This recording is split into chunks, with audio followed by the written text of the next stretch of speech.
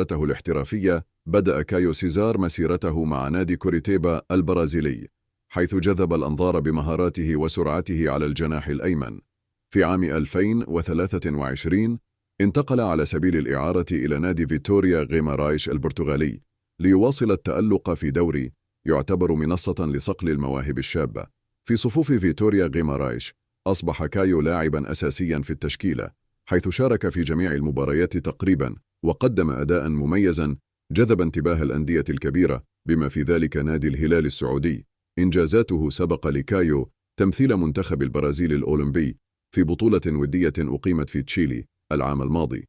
خلال تلك الفترة أظهر إمكانياته كلاعب جناح سريع يمتلك القدرة على اختراق الدفاعات وصناعة الفارق، وهو ما يجعله هدفا للعديد من الأندية. أسلوب اللاعب كايو سيزار لاعب يتميز بالسرعة والمراوغة. رغم قصر قامته 1.68 سنتيمتر، يستخدم مركز ثقل جسمه المنخفض للتمويه والمراوغة بسهولة. الدقة في التمرير. بفضل قدمه اليسرى يمتلك القدرة على إرسال تمريرات حاسمة وعرضيات دقيقة. المرونة التكتيكية. يستطيع اللعب على الجناحين، مما يمنحه مرونة لخدمة تكتيكات مختلفة. اهتمام الهلال.